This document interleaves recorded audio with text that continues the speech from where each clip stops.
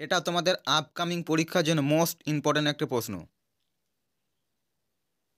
প্রিয় বর্ধমান বিশ্ববিদ্যালয় বন্ধুরা, হ্যাঁ তোমরা একদম সঠিক শুনেছো। এই প্রশ্নটা তোমাদের আপকামিং পরীক্ষা অর্থাৎ তোমাদের 6 সেমিস্টার বাংলা বিষয়ে 2024 সালে ফাইনাল পরীক্ষার জন্য এই প্রশ্নটা খুবই গুরুত্বপূর্ণ এবং এই প্রশ্নটা সম্পূর্ণ উত্তর নিয়ে আলোচনা করব। এর আগে তোমাদের একটা গুরুত্বপূর্ণ কথা জানিয়ে দিই। কথাটা হচ্ছে, আমি ইতিমধ্যে তোমাদের 5 এবং 10 নম্বরের সাজেশনের ভিডিও আপলোড করে দিয়েছি। তোমরা যারা এখন ওই সাজেশনের ভিডিও দুটি দেখোনি, তোমরা এই ভিডিওটা শেষ হওয়ার ঠিক 10-15 সেকেন্ড আগে মোবাইল স্ক্রিনের ডান দিকে আমি প্লে লিস্টটা দিয়ে দেবো, তোমরা ক্লিক করে দেখে নিও। এবং এটা তোমাদের 7 নাম্বার ক্লাস, অর্থাৎ এর এর আগে আমি তোমাদের 10 নম্বরের ভীষণ গুরুত্বপূর্ণ 4টি প্রশ্নের উত্তর এবং তোমাদের 5 নম্বরের 2টি মোস্ট ইম্পর্ট্যান্ট অর্থাৎ খুবই গুরুত্বপূর্ণ প্রশ্নের উত্তরগুলি নিয়ে আলোচনা করে দিয়েছি। তোমরা যারা এখনও উত্তর এবং সাজেশনের ভিডিওগুলো দেখোনি, তোমাদের এই ভিডিওটা শেষে আমি তোমাদের আমার 6 সেমিস্টারের প্লে লিস্টটা দিয়ে দেবো, তোমরা ওখানে উত্তর এবং প্রশ্নগুলো দেখে নিও। ওখানে তোমাদের সম্পূর্ণ উত্তরগুলো দিয়ে দেবো এবং তোমাদের সাজেশন দুটো ওখানে আছে, তোমরা এই ভিডিওটা শেষে প্লেলিস্টটা পেয়ে যাবে।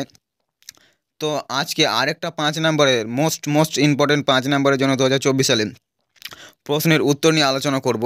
তোমরা প্রথমে উত্তরটা ভালো করে একবার শুনে নাও, তোমরা ভালো করে শুনে নাও এবং তারপরে খাতায় নোট করে নিও। তো চলো প্রশ্নটা দেখে নাও।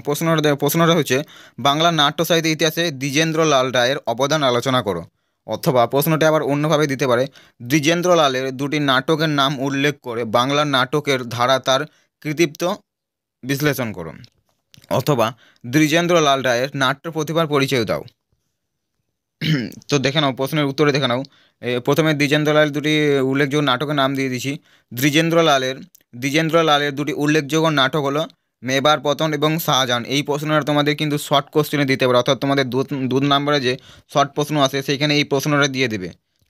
আমি যে এই নোট এবং উত্তরগুলো সাজেশন এবং উত্তরের ভিডিওগুলো দিচ্ছি, এখান থেকে তোমাদের প্রায় শর্ট কোশ্চেন 60 থেকে 70% এইখান থেকে তোমাদের কভার হয়ে যাবে। এবং তোমাদের ইতিমধ্যে আমি একটা শর্ট কোশ্চেনের উত্তর দিয়ে দিয়েছি এবং তোমাদের আরেকটা শর্ট কোশ্চেনের সাজেশনের ভিডিও নিয়ে আসবো সম্পূর্ণ সিলেবাস থেকে। তো দেখে নাও দ্বিজেন্দ্রলালের নাট্য প্রতিভা সম্পর্কে পরে পেটে দেখে নাও। দ্বিজেন্দ্রলাল রায়ের নাট্য প্রতিভা। রবীন্দ্রনাথের সময়কালে আবির্ভূত নাট্যকারদের মধ্যে দ্বিজেন্দ্রলাল রায় 1863-1913 ছিলেন অন্যতম। 1863 থেকে 1913 অবধি ছিলেন অন্যতম। তিনি নাট্য জগতে ডি এল রায় নামে সর্বাধিক পরিচিত।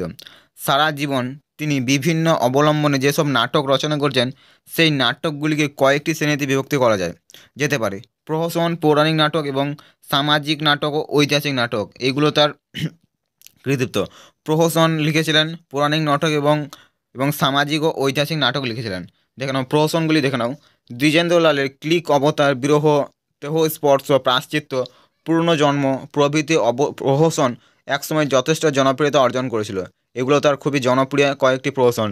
এক্ষেত্রে তোমাদের শর্ট কোশ্চেনে দিয়ে দেবে যে দ্বিজেন্দ্রলাল রায়ের কয়েকটি প্রহসনের নাম লেখো। সেক্ষেত্রে তোমরা এই প্রশ্নগুলো দিয়ে দেবে যে দ্বিজেন্দ্রলাল ক্লিক অবতার, বিরহ, দেহ স্পর্শ, প্রায়শ্চিত্ত, পুনর্জন্ম প্রভৃতি প্রহসন একসময় যথেষ্ট জনপ্রিয়তা অর্জন করেছিলেন দ্বিজেন্দ্রলাল রায়।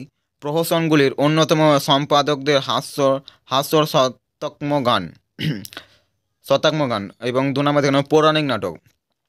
দ্বিজেন্দ্রলাল মোট 3টি পৌরাণিক নাটক রচনা করেছেন: পাষাণী, সীতা এবং ভীষ্ম। দ্বিজেন্দ্রলাল এক্ষেত্রে তোমাদের 3টি পৌরাণিক নাটক রচনা করেছেন। হয়তো শর্ট কোশ্চেনে দিয়ে দেবে যে দ্বিজেন্দ্রলাল রায়ের 3টি পৌরাণিক নাটকের বা কয়েকটি পৌরাণিক নাটকের নাম লেখো। সেক্ষেত্রে তোমরা এই প্রশ্নগুলো এই উত্তরটা দিয়ে দেবে যে দ্বিজেন্দ্রলাল মোট 3টি পৌরাণিক নাটক রচনা করেছেন: পাষাণী, সীতা এবং ভীষ্ম। দ্বিজেন্দ্রলালের পৌরাণিক নাটকগুলিতে ভক্তিভাবের উপস্থিতি কম। পৌরাণিক কাহিনী ও চরিত্রকে তিনি পৌরাণিক কাহিনী ও চরিত্রকে তিনি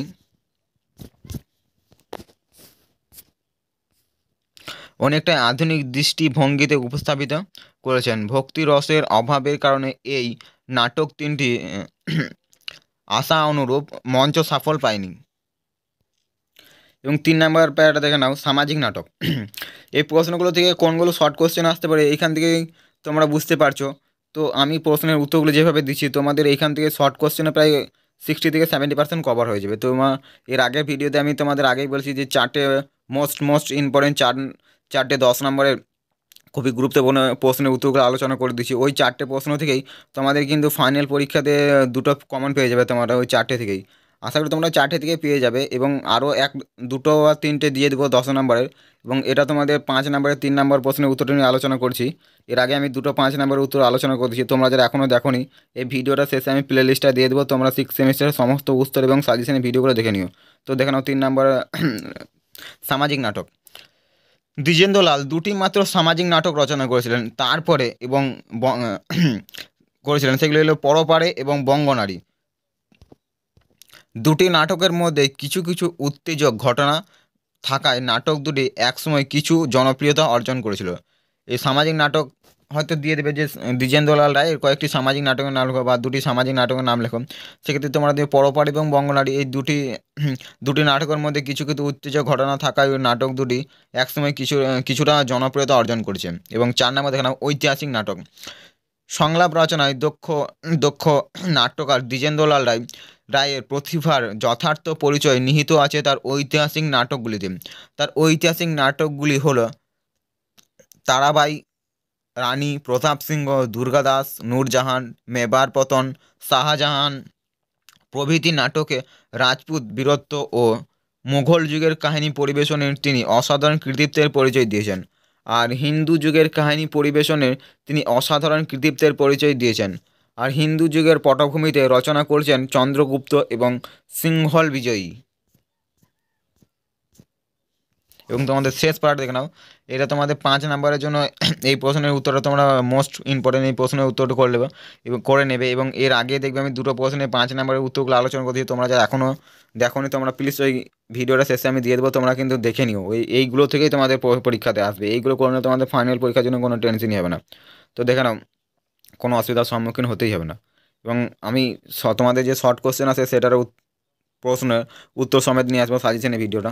তো দেখে নাও এবং শেষ পার্ট দেখে নাও, বাংলা নাটকে দ্বিজেন্দ্রলাল রায়ের প্রধান কৃতিত্ব নাট্যভাষা নির্মাণ ও গদ্য সংলাপ সৃজন্য তিনি স্বগতোক্তি বর্জন করেছেন।